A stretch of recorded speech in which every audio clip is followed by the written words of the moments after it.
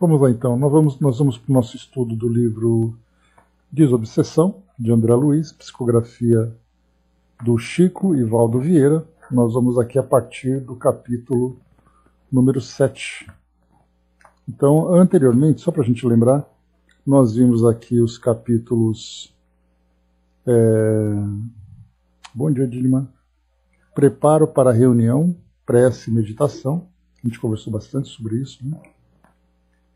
Capítulo 5, superação de impedimentos, chuva.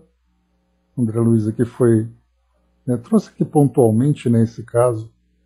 Na verdade, nem colocaria chuva, colocaria questão de clima, né? Porque frio, chuva, calor, todo mundo ali tem uma preferência, né? E muitas vezes também uma antipatia muito grande, de acordo com as condições. Superação de visitas, vimos também, principalmente, né, para nós brasileiros, né, essa questão de visitas inesperadas acontece com muito mais frequência do que a gente imagina, né? Então, quando menos se espera, aparece ali um visitante, um familiar, seja para uma visita social, seja pedindo uma ajuda, né, que muitas vezes se faz necessária. Então, há necessidade de nós ajustarmos, né, a nossa agenda com a dos nossos visitantes. Bom dia, Gilda. E aqui agora a gente vai entrar na superação de impedimentos, contratempos. Nós tivemos, né, como uma maior referência para ilustrar aqui o nosso estudo, aquela questão do médico, né, na cirurgia. Mas a gente pode também, né, em outras áreas, né, profissionais, por exemplo, no caso de um advogado numa audiência, um professor na sala de aula. Então não é possível, né, nós adiarmos aquilo que é um compromisso que não é uma decisão nossa, né? A nossa decisão foi aderir àquele compromisso, né? Mas o compromisso em si, ele é por si só, né, da instituição. Então, no momento em que nós nos comprometemos com o trabalho, esse trabalho, então, deve ser desenvolvido da melhor forma possível. Então, nesse item número 7, superação de impedimentos, nós temos aqui, então, contratempos. E André Luiz diz assim para nós. Além do clima e além das visitas, né? Na série de obstáculos que, em muitas ocasiões, parecem inteligentemente determinados a lhe travarem o passo, repontam os mais imprevistos contratempos à frente do servidor da desobsessão.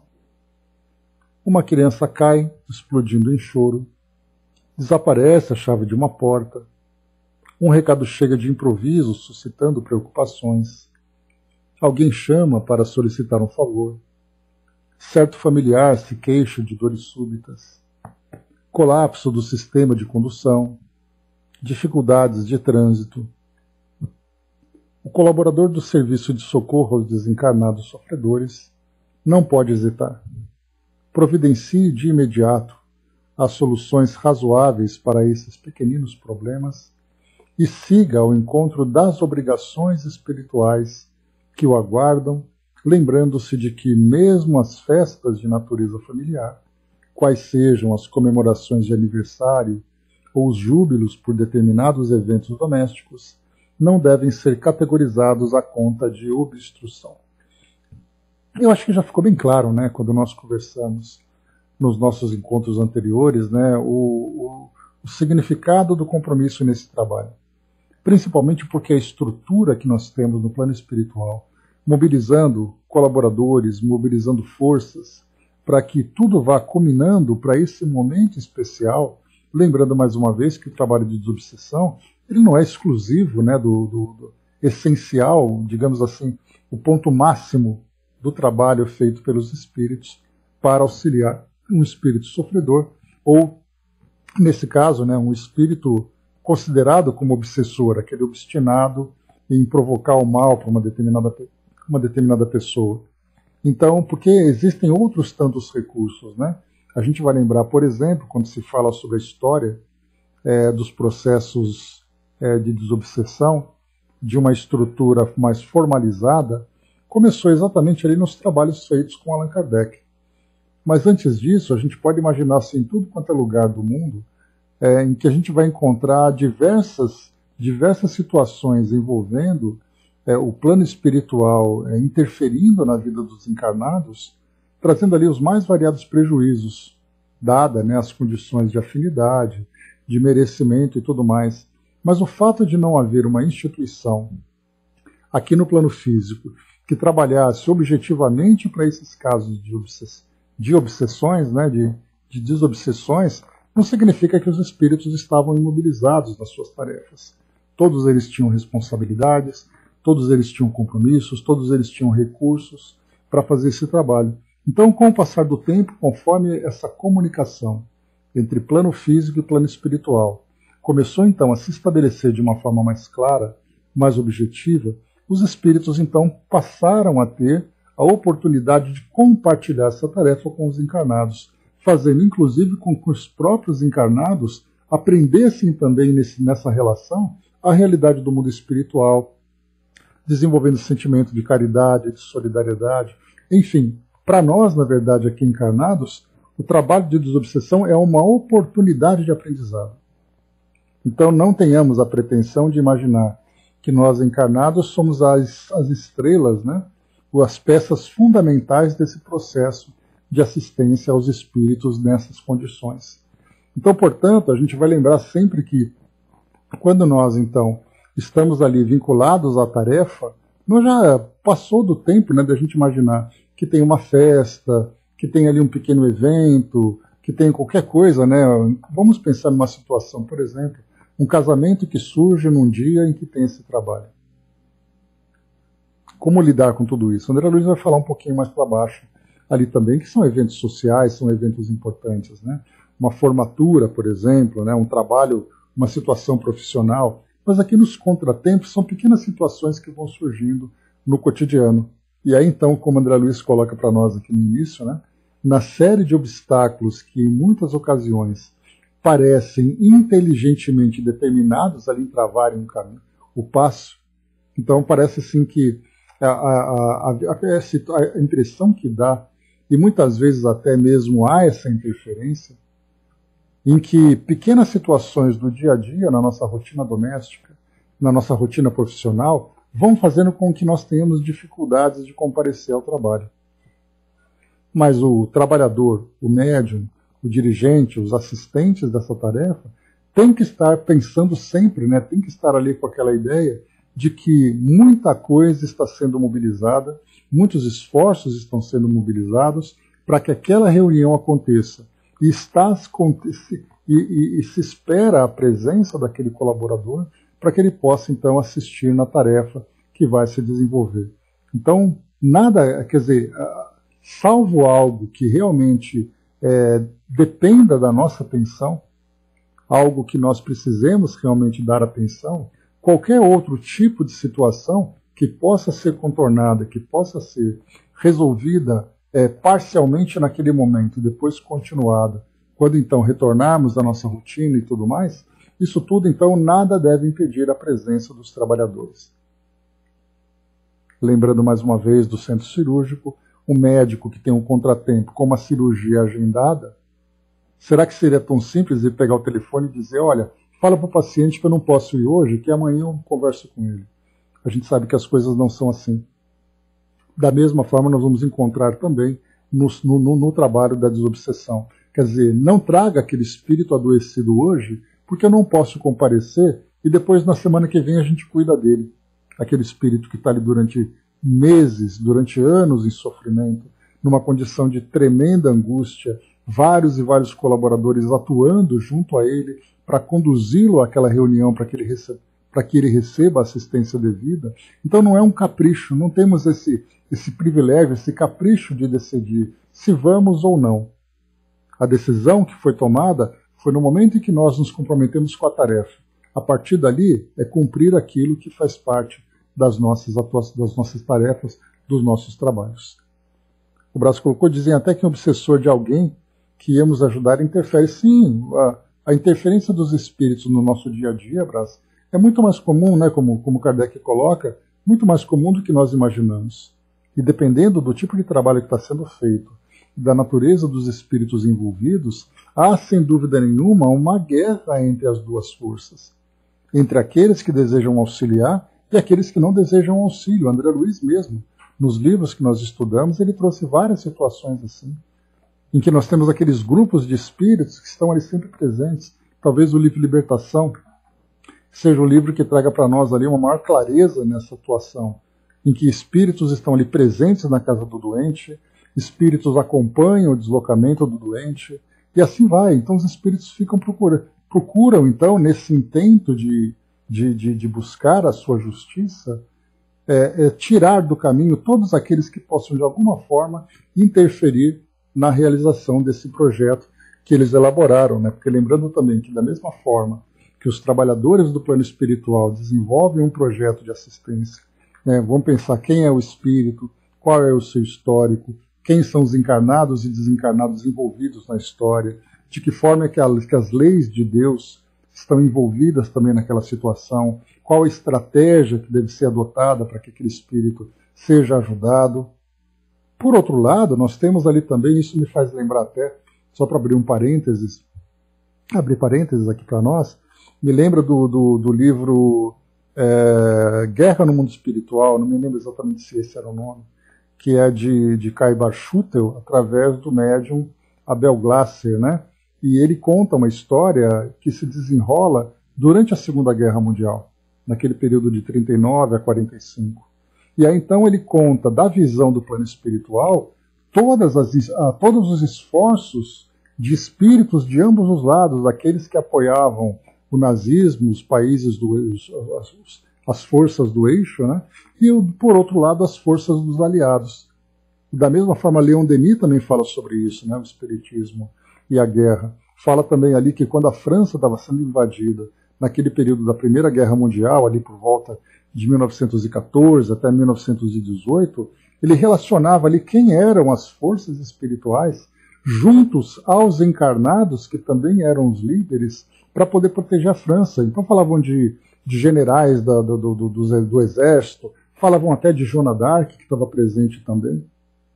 Ou seja, nesse livro, Guerra no Plano Espiritual, né? Acho que era esse o nome, não me recordo. Mas se vocês puderem pesquisar, por favor, aí. É de Abel Glasser e Kai Barchutel.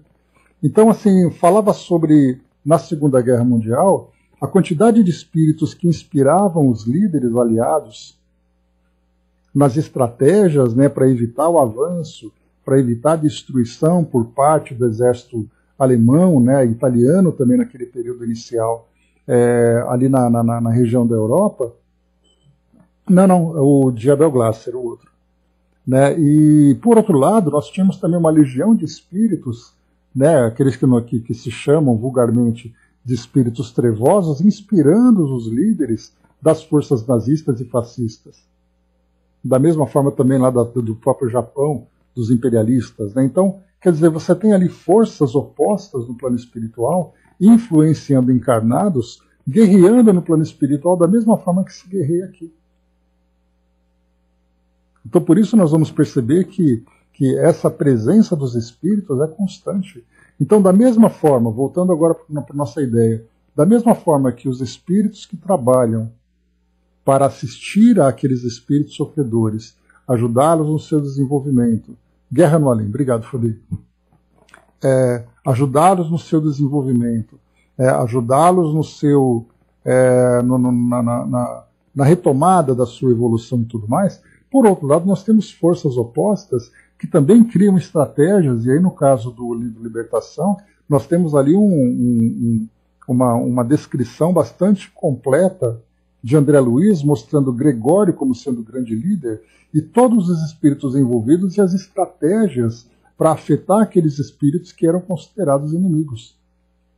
Então, ou seja, é um conflito ali, um combate, né, entre duas forças, as forças do bem e as forças do mal, né, falando genericamente, em que os trabalhadores dos centros espíritas que atuam nessa tarefa da desobsessão fazem parte dessas forças que também serão combatidas por aqueles outros espíritos que não desejam que isso aconteça. Então são pessoas. Quem são os espíritos? São os homens que morreram. Quais os sentimentos dos espíritos? os mesmos sentimentos dos homens que estão encarnados. E nesse caso em especial, quando se busca vingança, justiça com as próprias mãos, é o que nós vemos aqui hoje. Quantas pessoas buscam justiça com as próprias mãos, inclusive cometendo crimes e tudo mais? E no trabalho relacionado ao plano espiritual não é diferente disso. O Brás colocou ali um livro agora, o título é Checkmate nas Trevas, né? Narrando como vai ser essa transição e o expurgo, né? Bom, teria que ler, né, e ficar atento ali às orientações e às comparações, né, para a gente poder aprender, né?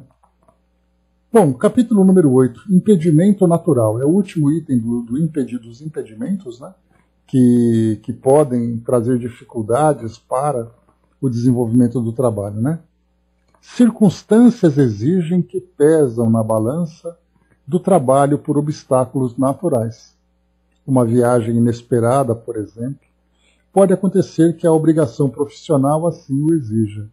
Aqui ele fala de uma viagem inesperada, não de uma viagem programada. Porque aquilo que é programado, a gente pode dizer, olha pessoal, na semana que vem eu não vou conseguir ir porque eu tenho uma viagem de trabalho, etc. e tal. Olha, na semana que vem eu tenho um casamento aqui de uma pessoa importante da família, eu preciso estar presente, então, por favor, alguém me substitua e tudo mais, né? O que ele está colocando assim é, pessoal, olha, depois de amanhã a nossa reunião no Centro Espírita, mas surgiu uma viagem, eu não vou conseguir comparecer. Então eu vou precisar de alguém que me faça ali uma substituição emergencial para que o trabalho não pare. Então é nesse sentido que ele coloca, uma viagem inesperada. Noutros casos, a moléstia grave comparece em casa ou na pessoa do próprio cooperador, obstando-lhe o comparecimento à reunião. Então ali, né, principalmente nos tempos atuais, em que nós vemos, né, que acabam surgindo desequilíbrios imprevistos, né, pandemia, resfriados, moléstias diversas que afetam e o médium não pode ir doente para lá. Então nesse caso também, da mesma forma, André Luiz continua. Temos ainda a considerar o impedimento por enfermidades epidêmicas, qual a gripe. Quer dizer, André Luiz aqui, ele, nesse período em que o livro foi publicado, né, que foi em 68, se eu não me engano, ele colocava assim a gripe como epidemia. Né? Mal sabia ele que depois de alguns anos nós teríamos uma pandemia, né? E não apenas uma pequena epidemia como a gripe. Né? E em nossas irmãs, né, ele continua também, é razoável aceitar como motivos justos de ausência os cuidados decorrentes da gravidez e os embaraços periódicos característicos da organização feminina. Né? Então são as mulheres que trazem dificuldades com cólicas, com imprevistos e tudo mais, que acabam dificultando também essa presença. Né? Mas em todas essas situações em que acabam surgindo, em que realmente é inevitável que o médium falte à reunião, de que forma se comportar e qual é o peso que o médium deve carregar em termos de culpa nisso tudo, né? Porque às vezes se culpa tanto, né? Poxa vida, eu deveria ter ido, né? E não fui, né? A gente vai lembrar daquele comentário que eu trouxe para vocês do nosso querido Joaquim de Aruanda, né? Quando ele trazia para nós, o Joaquim de Aruanda, para quem não lembra, ele era um espírito que através da mediunidade psicofônica ele fazia estudos aqui no Pautalk, né? Aqui no Pautalk e fazia estudos do Livro dos Espíritos, né? Então ele dizia assim, né? Mas eu devia ir naquele dia e devia ir naquele lugar. E ele falava assim, tanto não devia como não foi. Ou seja, né? Então a preocupação de querer ir, de querer estar, é nossa. Mas são as circunstâncias que vão determinar as condições de trabalho que a gente faz, né? Então a gente põe, Deus dispõe, como diz o ditado. Então, nesse caso, em situações em que nós realmente não temos, de que forma que o médium tem que lidar com isso? Primeiro, ele tem o senso de responsabilidade, o senso de compromisso. Então ele vai, muitas vezes, se sentir constrangido. Poxa, mas eu queria estar lá com eles, eu falei para eles que eu ia comparecer, a gente sabe que a gente está fazendo parte de um trabalho importante, tem um tratamento em andamento em que a gente precisava dar essa assistência e tudo mais. Mas, infelizmente, não pude ir. O que André Luiz coloca? Surgindo o impasse, é importante que o companheiro ou a companheira se comunique rápido com os responsáveis pela sessão, atentos a que se deve assegurar a harmonia do esforço de equipe, tanto quanto possível. Então, nesse caso, outro médium assume o trabalho, né? Então, aqui, o que nós vamos considerar também é que, quando ele fala trabalho aqui, o esforço de equipe, significa que alguns trabalhadores vão se desdobrar para poder fazer com que o trabalho se desenvolva da melhor forma. Outras vezes nós teremos ali um outro médium que pode assumir aquela tarefa, né?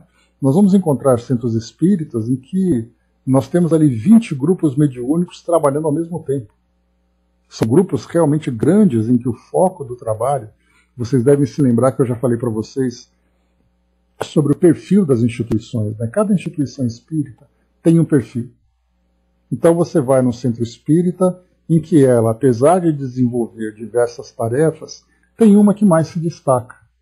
Então tem aquele centro espírita, por exemplo, lá do Chico, em Uberaba, em que se fazia ali o trabalho assistencial, tinha grupos de estudos, tinha palestras, tinha um tratamento espiritual que era feito ali através dos passes, mas o principal ali era o trabalho de comunicação mediúnica, tanto que tantas caravanas iam para lá para receber ali os comunicados, né? Aqui em São Paulo nós temos, né, o Centro Espírita Nosso Lar, Casas André Luiz, que é uma instituição enorme que nós temos aqui. O foco principal, apesar de desenvolver todas as atividades, é o trabalho assistencial, tanto que tem ali lojas para arrecadação de fundos, tem hospitais para acolher pessoas em situação de carência material, de carência familiar, né, enfim. Então nós vamos encontrar cada instituição tendo ali o seu perfil. No Rio de Janeiro, nós temos ali o Centro Espírita Leão Denis, que é uma grande referência de um centro espírita que é considerado praticamente uma universidade espírita. Porque o foco ali, apesar de todos os trabalhos, é o estudo. Então tem estudo para tudo naquela instituição. Então cada uma vai tendo ali a sua forma de trabalhar. E há centros espíritas em que o trabalho mediúnico é o foco principal. Daí essa quantidade de médiums, essa quantidade de trabalhadores, para que o trabalho se desenvolva, inclusive acontecendo de forma simultânea.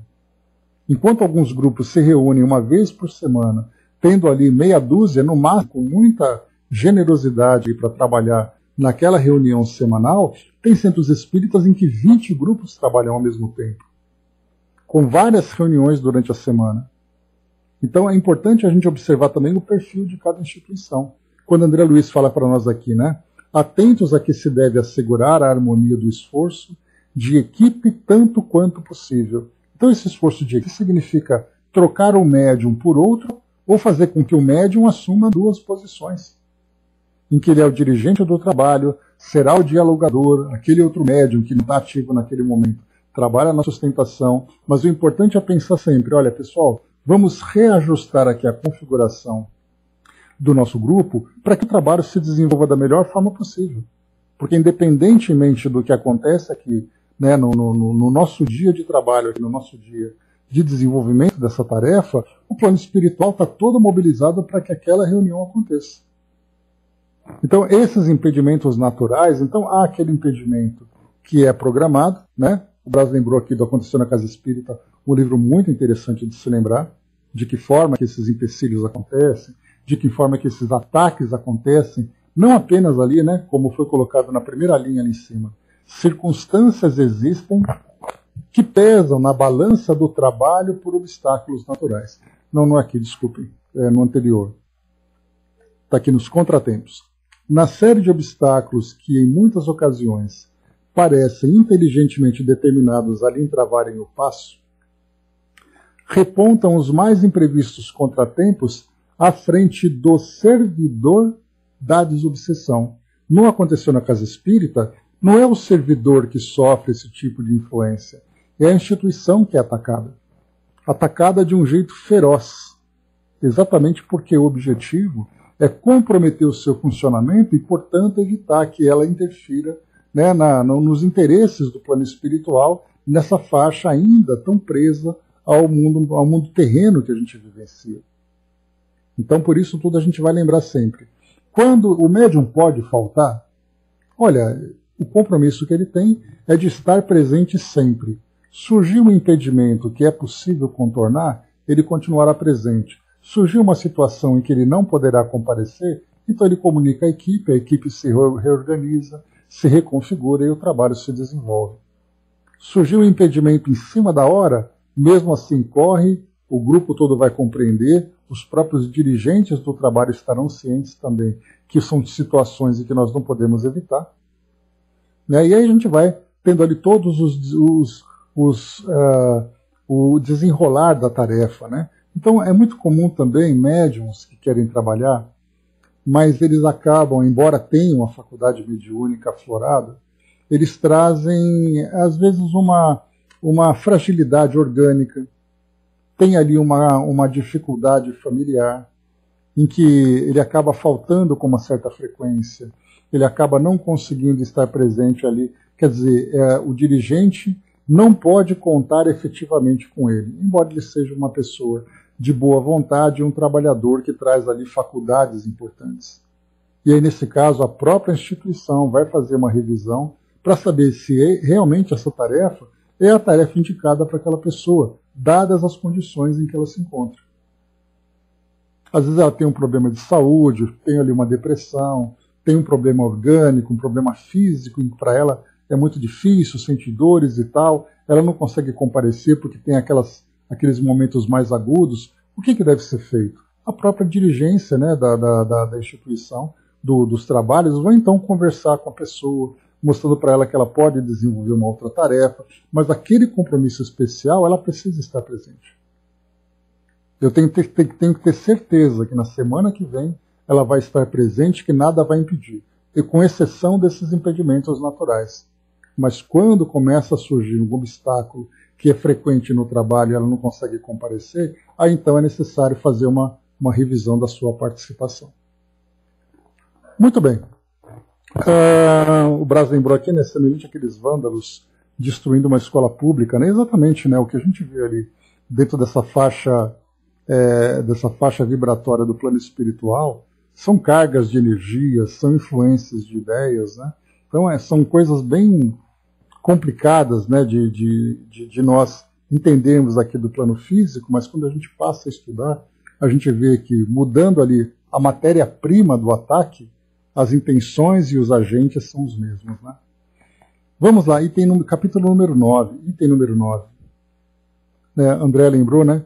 Só quem tem endometriose ou fibromas, né, sabe o que é cólica. Né? Pois é. Então, muitas vezes, André, são pessoas que trazem assim, essas dificuldades, que lidam no seu dia a dia, que elas participam tanto quanto possível.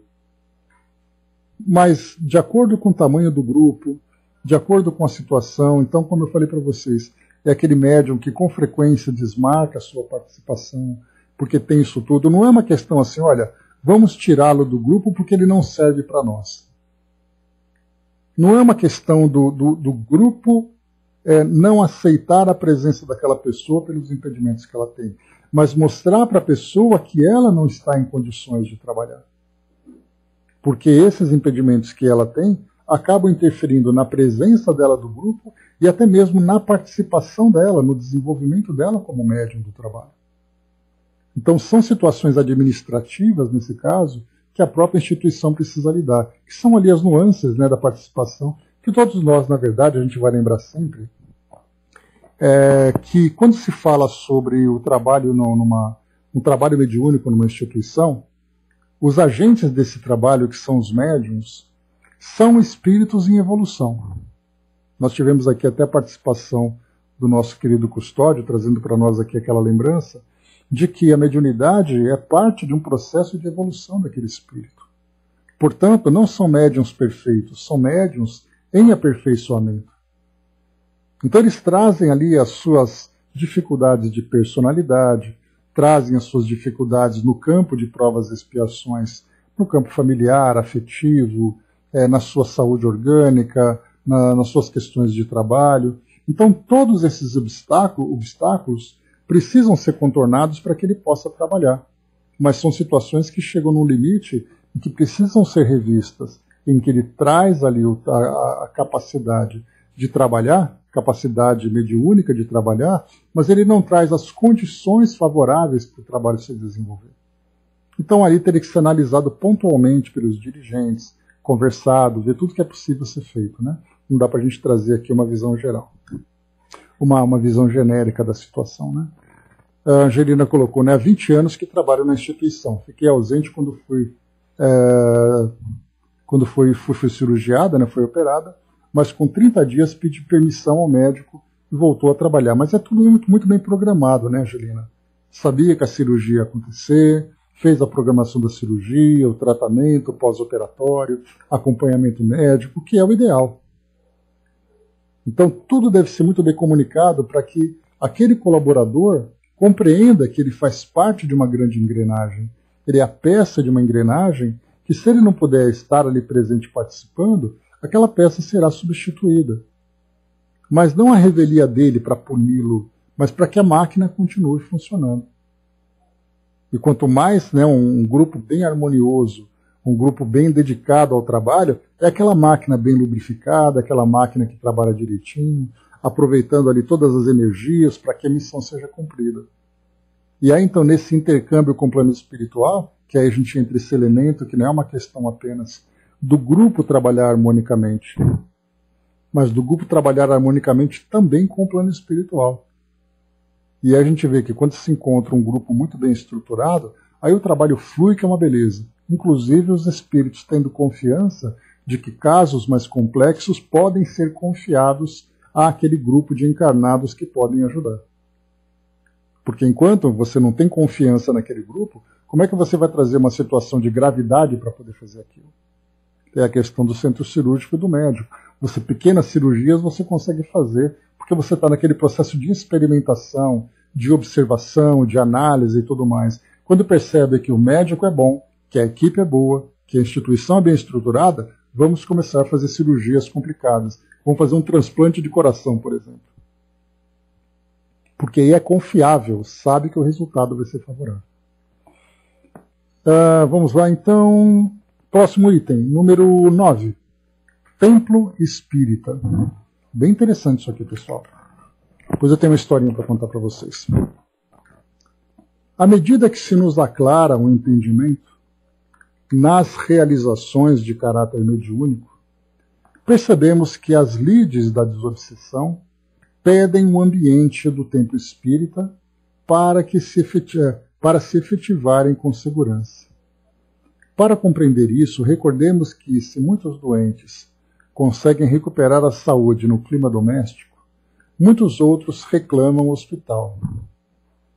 Se no lar dispomos de agentes empíricos a benefício dos doentes, dos enfermos, numa casa de saúde encontramos toda uma coleção de instrumentos selecionados para assistência pronta.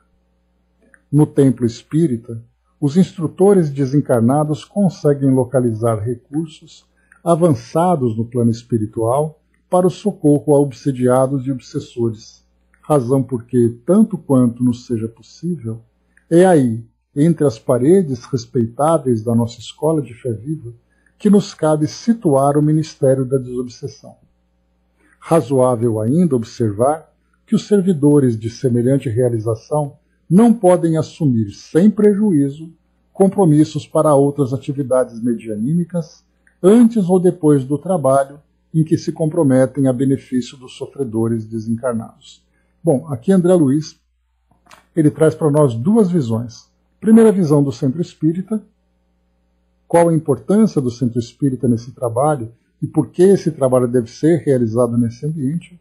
E depois ele fala também aqui sobre o próprio médium que, se dedicando ao trabalho na desobsessão, ele tem que se preservar antes e depois de qualquer outra tarefa mediúnica.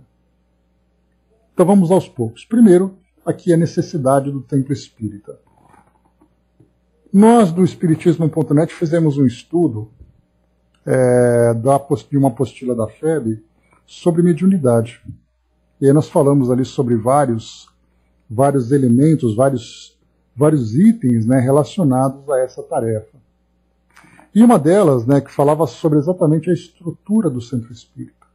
Falava sobre o campo magnético que traz a proteção. Foi falado ali sobre vários campos magnéticos, um envolvendo a instituição de um modo mais amplo, outro reduzido e outro específico para a reunião mediúnica. Nesse caso, para a desobsessão, então, uma proteção ainda maior. E isso vai trazer para nós uma relação como se fosse num hospital em que você tem ali a higiene do hospital é fundamental, corredores limpos, vidraças limpas, lixeiras distribuídas, nesse período que nós estamos vivendo, né? Álcool gel, papéis descartáveis, né? Papel toalha descartável, para poder proporcionar higiene para todo mundo. Quando nós entramos na ala de internação, o cuidado é maior. Nem todas as pessoas podem entrar, exatamente para evitar a circulação, né, de bactérias que vêm lá de fora e vai para dentro do hospital, e vice-versa, de pessoas que entram nesses ambientes hospitalares e levam bactérias para fora. Isso também é muito importante. O cuidado com a enfermagem, com o uso de luvas, com o uso de hospital para poder lidar com os pacientes, cuidados com roupas, cuidado com utensílios, esterilização de material e tudo mais. E quando você vai para o centro cirúrgico, é mais ainda. Porque ali, então, a esterilização deve ser absoluta, tanto quanto possível, para evitar qualquer tipo de risco para o paciente que está sendo operado. Porque ali não é assim uma bactéria que vai na pele dele, é uma bactéria que vai entrar no corpo dele a partir de um corte que está sendo feito. Então é altamente proibida a entrada de qualquer pessoa estranha àquele trabalho. Ao entrar tem todo o cuidado de lavagem com produto específico, troca de roupa, toucas, máscaras, luvas, sapatilhas, tudo isso preparado para que o centro cirúrgico seja ali altamente preservado para que esse trabalho aconteça. No centro espírita é a mesma coisa. O que nós vamos encontrar ali agora é no campo fluídico, no campo energético, em que o centro espírita, de um modo geral, deve ser um ambiente limpo fluidicamente para que todas as pessoas que entrem sejam beneficiadas desse trabalho. E aquelas que trazem, muitas vezes, né, a mentalidade, a mente contaminada por problemas, por dores, por viciações, por dificuldades diversas, para que essas toxinas mentais, digamos assim, não se espalhem e prejudique o trabalho que está sendo desenvolvido. Então, nesse caso, nós temos ali esse primeiro campo de contenção do centro espírita, inclusive evitando que espíritos perturbadores adentrem a instituição para trazer ali aqueles problemas, né, no desenvolvimento das tarefas. Quando nós falamos em reuniões mediúnicas, nós vamos falar então de um cuidado muito mais específico, né? Porque a reunião mediúnica, principalmente de cura, reunião de comunicações, há a necessidade de uma harmonia de pensamentos, de uma proteção para que espíritos não entrem, né? Mesmo que sejam espíritos de boa vontade, mas muitas vezes curiosos acabem atrapalhando a tarefa. Pessoas ali que são visitantes do centro espírita, que assistem palestras, que participem de grupos de estudos, que querem conhecer o trabalho, então eles vão entrar numa sala em que uma reunião mediúnica está acontecendo, ele quer ver o que está acontecendo. Todo mundo tem curiosidade. Principalmente nos tempos atuais, em que as reuniões mediúnicas se transformaram num grande evento no centro espírita e acontecendo a portas fechadas. Então todo mundo fica pensando, poxa vida, mas será que eu posso ver o que acontece lá dentro? E aquela curiosidade instigante, né? E aí então as pessoas vão dizer, os dirigentes vão dizer, não pode porque é um trabalho que é restrito. Precisa de muito cuidado, precisa disso e tudo mais, né? Mas aí então, saindo dessa parte de cura e saindo dessa parte de comunicações dos espíritos, nós temos então agora especificamente o trabalho de desobsessão. Aí então a coisa muda, porque aí nós estamos dentro do centro cirúrgico e do centro espírita. Porque ali, no momento da desobsessão, nós estamos lidando com espíritos doentes, espíritos perturbados, espíritos agressivos, energias altamente contaminantes, no sentido de energias mentais. Então ali, aquele campo de contenção que existe naquele local é um campo de contenção muito forte, em que somente aqueles que são autorizados podem estar ali presentes. E muito mais do que isso, existem aparelhagens no plano espiritual que são utilizadas, nós vimos isso naquela apostila da FEB, mostrando então exatamente aparelhos que nós desconhecemos, mas aparelhos, por exemplo, usando um exemplo assim bem simples, né? Da mesma forma que nós temos um umidificador, que é usado, né, para umedecer o ambiente seco em que nós estamos, no plano espiritual existem equipamentos para poder fazer a filtragem desse campo fluídico magnético que existe ali dentro. Existem equipamentos de contenção dos espíritos que chegam até lá. Existem ali aparelhos de auxílio para aqueles espíritos sofredores que precisam ser acolhidos. Enfim, são equipamentos que nós estamos aqui divagando, mas que nós desconhecemos, mas que são exatamente ali instrumentação específica para esse tipo de tarefa. Portanto, quando se fala na realização de um trabalho de desobsessão, é exatamente esse o ambiente propício para que isso aconteça. Nesse período de pandemia, quando nós começamos em março de 2020, houve uma recomendação da FEB, né, só para poder lembrar, a Federação Espírita Brasileira, ela não é uma instituição que diz ao centro espírita como ele deve funcionar. Né? Ela é uma instituição orientadora. Ela não tem, né, não existe uma hierarquia, como acontece, por exemplo, na Igreja Católica, em que o Vaticano determina como as igrejas devem funcionar. No caso do Espiritismo, nós temos ali, as instituições são independentes, mas a Federação Espírita Brasileira surgiu, chamada de Casa Mater, né, que é a Casa Mãe, que exatamente ela tem o objetivo de orientar as casas espíritas, porque muitas querem trabalhar, muitas querem desenvolver as tarefas dentro do Espiritismo, mas tem dificuldade de ter ali, como é que eu faço para administrar, qual é a melhor rotina de trabalho, como eu devo preparar meus colaboradores, quais são as obras que precisam ser estudadas, e se acontecer tal coisa jurídica, como é que eu tenho que fazer. Então o papel da FEB é uma instituição orientadora. Naquele período, então, de março de 2020, a FEB lançou um comunicado orientando as instituições a fecharem, a encerrarem as suas atividades, exatamente para preservar as pessoas, porque era uma recomendação não da Federação Espírita Brasileira, mas da Organização Mundial de Saúde. E aí, então, os centros espíritas fecharam as portas, encerraram suas atividades temporariamente, exatamente para evitar a aglomeração de pessoas, a proliferação do vírus, né? Lembrando que a vacina chegou para nós aqui a partir do meio do ano passado, metade de 2021, nós estamos lá no começo de 2020, em que as estatísticas mostravam aqueles gráficos altíssimos, né, com números altíssimos de mortes, de contaminações e tudo mais. Né? Então ali os centros espíritas fecharam temporariamente, interromperam as suas atividades. Nesse momento, nós do Espiritismo.net, começamos também a ter contato, muitas pessoas começaram a entrar em contato conosco, pedindo orientações de como é que poderiam desenvolver o trabalho virtualmente, já que a essência do nosso trabalho, né, vocês lembram, né, do perfil das instituições, o perfil do Espiritismo.net é o trabalho virtual, o trabalho feito virtualmente, né? Então, e nós estamos expandindo cada vez mais a nossa fileira, né, a nossa diversidade de trabalho. E muitos trabalhadores entravam em contato perguntando, mas eu posso fazer reunião mediúnica em casa? Eu posso fazer ali o trabalho de orientação, essas coisas todas, né? E aí então muita gente chegava falando exatamente sobre isso. As reuniões que aconteciam no Centro Espírita faziam desde comunicações que chegavam até reuniões de desobsessão. Nós podemos fazer esse trabalho em casa?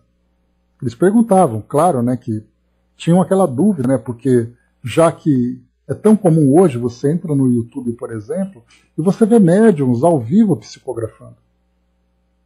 Você vê médiums ali trazendo, através da psicofonia, trazendo orientações para os espectadores do canal. Então, quer dizer, se está todo mundo fazendo, eu também posso fazer. E aí vinha exatamente essa questão da desobsessão. E a orientação que era dada era, olha, o ambiente não é para isso. Lembrando que quando um espírito, nessa condição de paciente, vai até um médium, na verdade ele está indo na casa do médium, que é onde ele convive com a sua família, que é onde ele descansa, que é onde ele repousa. E virtualmente você vai ter um médium do lado de cá, outro médium no outro lugar, outro médium na sua casa, e todos eles trazendo para junto de si espíritos nas condições de espíritos doentes, e não apenas doentes, mas espíritos bastante perturbados, para interferirem na rotina doméstica. Então, nesse caso, os trabalhos devem ser interrompidos. E os espíritos cientes disso, claro, também mudaram a sua estratégia de trabalho para poder fazer esses atendimentos. Porque não é assim, né? Nossa, nós não temos centros espíritas. O que vamos fazer da nossa vida, diriam os espíritos, né? E, na verdade, os espíritos continuaram trabalhando da mesma forma, mas compreendendo que nesse período, nessas circunstâncias em que nós estamos vivendo hoje, foi necessário essa interrupção. E os espíritos passaram a trabalhar de uma forma diferente, aguardando que os grupos começassem a se reorganizar. O tempo foi passando, algumas instituições mantiveram suas portas fechadas para os trabalhos públicos, né, no caso de palestras, curas, grupos de estudos, mas trabalhavam internamente nos grupos mediúnicos. Então a recomendação que a gente dava é: o grupo de médiuns deve continuar estudando, mas deve evitar qualquer tipo de trabalho mediúnico, exatamente pelos prejuízos que podem trazer. Não é o tipo de trabalho que nós fazemos aqui, né, em que nós temos aqui a participação dos amigos do plano espiritual trazendo para nós instruções, trazendo orientações. Isso aqui é muito diferente de um trabalho feito de desobsessão. E nesse caso, então, a recomendação é: não façam. Estudem apenas ali o que vocês puderem, para poder aprimorar, fortalecer o grupo dentro da teoria doutrinária, para que quando oportunamente retornarem, o trabalho pudesse se desenvolver. Então eu falei para vocês que eu tinha ali uma experiência para contar para vocês, né? Antes a Angelina colocou para nós aqui, né? Por isso que na instituição o passe acontece antes dos trabalhos outros, né? No que participo, né? No caso ali, né? Quando se fala naquele último item, né? Em que o médium deve evitar trabalho pré e pós a desobsessão. A gente vai falar sobre isso daqui a pouquinho melhor. Né? Existem trabalhos que estão confundindo pessoas, né? Sim, muito comum isso hoje. Por isso que o papel é importante das instituições, das federativas, né? No trabalho de orientação das casas espíritas. Mas a situação que eu queria contar para vocês.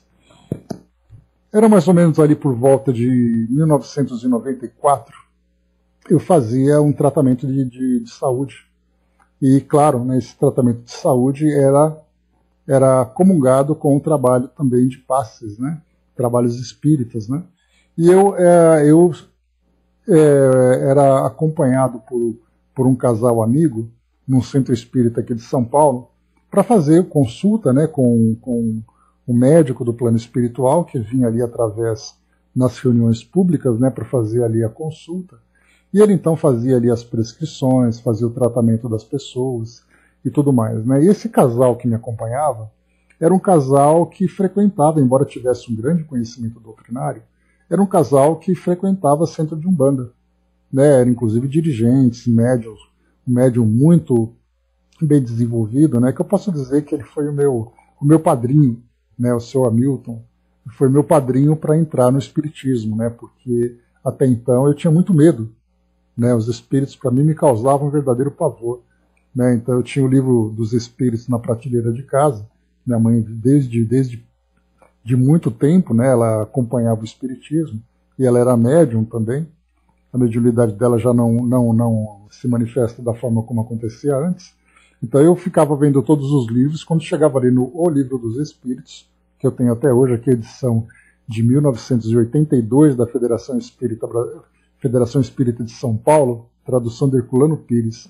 Quando chegava no Livro dos Espíritos, eu pulava e seguia para outros livros. Não queria nem abrir aquele livro que falava dessas coisas. Né? Mas, enfim, nesse tratamento, então, eu comecei a frequentar esse centro espírita e comecei a ter contato com essa entidade, com o ambiente, com a preleção que era feita ali, né, com a palestra que era feita ali de preparação para o atendimento público e tudo mais. Era o centro espírita aqui no bairro de Moema, lá na zona sul de São Paulo, perto do aeroporto de Congonhas. E aí, então, fazia o tratamento, uma vez por semana, e voltava para casa, e esse amigo, então, me aplicava passes, para poder reforçar aquilo que era indicação do doutor Américo, né, que era o médico do plano espiritual. E aí, então, foi fazendo passe, até que chegou um momento em que o seu Hamilton começou a deixar, né, que os mentores do trabalho que ele fazia se manifestassem em casa. E aí, então vinha um espírito, conversava, trocava ideia com a gente, né, era um espírito que era considerado um espírito indígena, né? Mas ele não conversava muito, né? Ele só fazia ali, né, uma limpeza doméstica, digamos assim. Ele não entendia nada daquilo. Vinha um outro espírito e conversava, que era um espírito português, chamava-se Daniel, se eu não me engano o nome dele. E ele então conversava, dava algumas orientações e tudo mais. Até que chegou um dia em que veio uma amiga desse casal, junto com a gente, para receber também o passe dentro de casa. E aí então eu recebia o meu tratamento de passe e ela também recebia o tratamento de passe dela. Até que ela incorporou. Né? Veio ali um espírito, teve ali incorporação, o espírito começou a falar através dela, recebeu as orientações e foi embora. Depois foram duas amigas nossas, né? Era mãe e filha, então elas vieram em casa, também recebeu ali a orientação. Essa senhora, que era católica praticante, fervorosa, ela também incorporou, veio um espírito falar através dela, um espírito muito doce, né? Parecia uma freirinha, começou a falar através dela, mas ela não estava muito bem. Aí então esse seu Hamilton, ele pediu para que a minha mãe e a esposa dele ficassem próximos a ela. E aí então ele começou a fazer um trabalho de passe junto dela. Tanto minha mãe como a esposa dele caíram de joelho no chão e começaram a grunhir como se fossem animais. E começaram a raspar as unhas no tapete de casa. E ali ele estava dizendo depois, né? Tá vendo? Eram obsessores que estavam junto delas. Isso na sala da minha casa. E eu, assustado, né? Meu olho parecia assim, né? Arregalado, né? Porque eu ficava só olhando impressionado com aquilo, porque era uma coisa muito nova para mim. Era um universo muito novo. E aí, então, depois daquele dia, ele terminou o trabalho, foi todo mundo embora. Ele falou assim, olha, nós não vamos mais fazer isso na sua casa, aqui não é lugar de fazer isso. Porque ele estava tentando prestar aquela assistência naquele momento, e tentou ajudar naquele momento, mas depois, naturalmente, pela experiência que ele tinha, porque não era essa a programação, né? Ele só ia fazer uma aplicação de passes nela, mas nesse momento acabou surgindo também a presença desses espíritos. E ele falou assim, a gente não vai trazer mais ninguém aqui na sua casa, que não é lugar para isso, então a gente só vai fazer a aplicação de passe em você, como parte do tratamento lá do Centro Espírita, e nada mais vai ser feito aqui. Então, quer dizer, nós tivemos uma experiência muito próxima, que se isso se tornasse uma rotina, num ambiente, numa residência, por exemplo, em que isso começasse, já que aconteceu uma vez, é muito legal, porque a gente lembra sempre que é muito empolgante para um médium, mesmo um médium preparado, quando ele vê um trabalho dessa natureza se desenvolvendo. É muito empolgante você ver a presença dos espíritos, você ver a assistência acontecendo, uma pessoa que chega adoecida por interferência espiritual sair bem. E quando é um médium que muitas vezes se deslumbra com o trabalho, ele perde a noção. É como o Kardec coloca, né? Você tem um médium que sofre uma obsessão simples, você tem aquele que passa pela subjugação, que é o caso mais grave que nós vamos encontrar, e nós vamos encontrar também um médium fascinado. E aquele médium vai encontrar essa situação em que ele vai achar que ele tem o poder, que ele tem ali o privilégio de fazer esse tipo de trabalho, e se esquece que dentro de casa não é o ambiente para isso. Que muitas vezes são os filhos, são os netos que estão brincando dentro de casa num dia, e no outro dia são espíritos dessa condição que vão desenvolver que vão trazer essa influência, porque eles podem até ser levados dali. Mas aquelas toxinas vibratórias, elas ficam impregnadas dentro do lar, sendo absorvidas pelas pessoas que estão ali. Então, por isso que o Centro Espírita é ali o ambiente específico e exclusivo onde esse trabalho deve acontecer. Porque nós teremos, então, os espíritos estarão presentes com as equipes espirituais para prestar essa assistência. Os médiums estão também ali protegidos e conscientes do seu papel, e os espíritos que são trazidos são também ali assistidos e beneficiados por toda a instrumentação que existe ali preparada para que o trabalho se desenvolva. É algo realmente muito grave, é algo realmente muito complexo. E depois aqui no final, só para a gente concluir, que quando foi colocado para nós, razoável ainda observar que os servidores de semelhante realização não podem assumir sem prejuízo, ou seja, se você assumir algum desses compromissos, esteja ciente que você vai sofrer prejuízo. Compromissos para outras atividades medianímicas, antes ou depois do trabalho em que se comprometem a benefício dos sofredores desencarnados. Então, qualquer outra atividade mediúnica que o médium queira participar, é importante que seja num outro dia, para que ele tenha uma preparação diferente. São situações diferentes. O público que é atendido, o público espiritual e o público encarnado, são dois públicos diferentes. Então o médium assim, olha, hoje o meu dia é o dia da desobsessão. E aí nós vamos lembrar que muitas vezes espíritos se aproximam do médium logo cedo, para que o trabalho aconteça somente à noite. O médium passa o dia com sensações, com percepções de que tem ali um espírito próximo e que ele vai se contendo, ele vai se mantendo equilibrado, para que haja essa aproximação, essa afinidade, para que no momento da reunião aquele espírito se manifeste com mais calma, com mais docilidade, com mais controle. Então, se você se dedica inteiramente para aquilo, quando você tem a reunião, acabou a reunião, você sai de lá preparado para se reharmonizar com o plano espiritual, você voltar depois à sua rotina. Então, qualquer outro trabalho mediúnico não é recomendado para que seja feito no dia da reunião de desobsessão. Deixa eu ver aqui. Dudu colocou rapidinho aqui, antes de ler a mensagem da Ana. No trabalho não presencial no centro, eu comecei a receber as mensagens aqui. E por ordem do plano espiritual, eu fui autorizado a receber, e assim foi, e está sendo feito sem interferir em nada na minha mediunidade ostensiva. E assim hoje, vemos com muita naturalidade outros médiuns aqui num trabalho limpo, puro e responsável, trazendo enormes fatores de ajuda a nós daqui do grupo. Entrei em contato com a presidente da minha casa, e ela não deu objeção alguma aos trabalhos realizados aqui. E assim seguimos muito bem, com a ajuda de muitos amigos que chegam, vamos trabalhando. Hoje agradeço sempre ao meu mentor, ao meu anjo guardião, por permanecer aqui nessa sala de estudos, com boas mensagens dos amigos espirituais que aqui estão trabalhando conosco. E é verdade, Dudu? Porque quando a gente pensa no trabalho mediúnico, quando nós estudamos, nós começamos a ver ali a grande diversidade que existe em tarefas. Uma tarefa de estudos, uma tarefa de consolação, uma tarefa de cura, uma tarefa de desobsessão e diversas outras tarefas, inclusive tarefas que nós nem conhecemos na prática, porque acontecem restritas dentro de uma casa espírita. Então, assim, a natureza do trabalho determina exatamente a tranquilidade, a segurança com que ela vai se desenvolver. Quanto maior a exigência, quanto maior a carga energética negativa que se envolve no desenvolvimento de um trabalho como esse, no caso da desobsessão, tem que ser específico para um ambiente que contenha essas energias.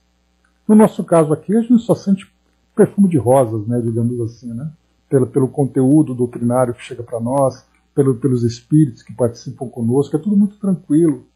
Mas num trabalho de atendimento a espírito sofredor é outra coisa. Então, felizmente, a gente tem esse presente que nós recebemos dos nossos amigos, de termos esse intercâmbio tão saudável, tão produtivo para nós e para eles também, com certeza. Deixa eu ler aqui a mensagem da querida Ana agora que chegou. Obrigado, Ana, também, novamente, por você estar aqui com a gente. Vamos lá. Bom dia, irmãos queridos. Que a paz do nosso Mestre esteja em cada coração. Sintam-se nesse momento envolvidos nas melhores vibrações de alegria, confiança e muita fé. A mediunidade, como temos visto, é um compromisso muito importante que requer do médium consciência para bem viver a sua faculdade.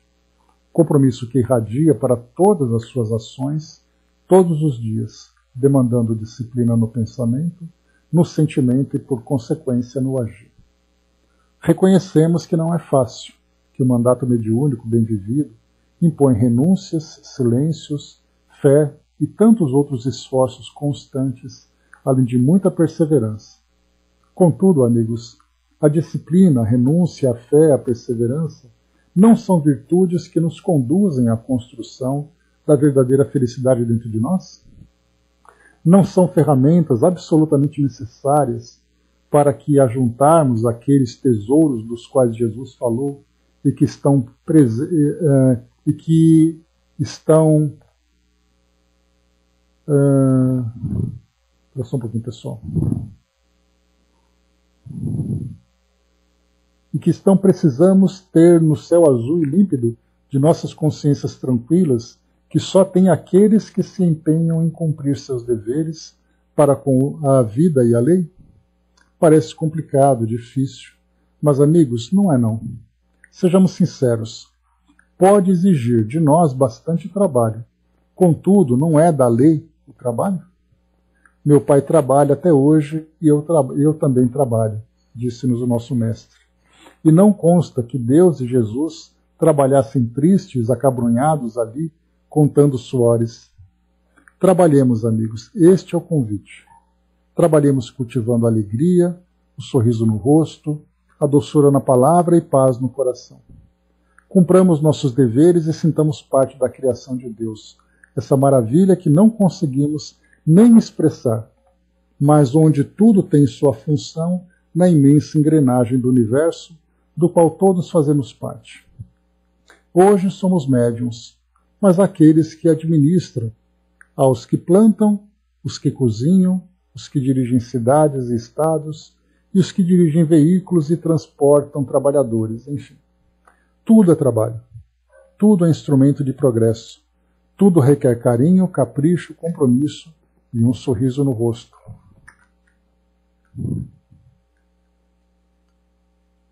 E nem tudo, e em todo lugar, não falta apoio do plano espiritual que, em esforço árduo, persistente e sempre confiante da misericórdia de Deus, está ao lado de cada um de vocês, trabalhando também para que todos vençam os compromissos assumidos em favor do progresso de cada um e por consequência de todos. Amigos, essa é a nossa pequena reflexão, trazida a vocês com o carinho de sempre, lembrando que estaremos sempre juntos nesses dias. Sugerimos também que durante o horário de trabalho façamos uma prece, uma vibração pelo mundo, pela sala, pelos amigos que aqui se reúnem. Estejamos juntos uns com os outros e conosco também. Então, Ana, nossa querida Ana, trazendo para nós essa reflexão sobre a mediunidade em si. Ela é uma tarefa, que tem ali os seus objetivos, assim como outros trabalhos que nós realizamos também trazem o seu objetivo. Mas a gente sempre lembra, que eu gosto de reforçar aqui para todos nós, não importa o que você faz, o que importa é como você faz. Então que façamos bem, que façamos com alegria no coração, certo de que nós estamos cumprindo aqui o nosso objetivo, que é exatamente fazer com que a nossa doutrina se torne para nós uma referência e também um instrumento de transformação do nosso mundo. Então, essa é a ideia de hoje. Essa é a nossa mensagem para concluir aqui o nosso trabalho. Então, fechamos por aqui, meus amigos. Próximo tema número 10, recinto das reuniões. Então,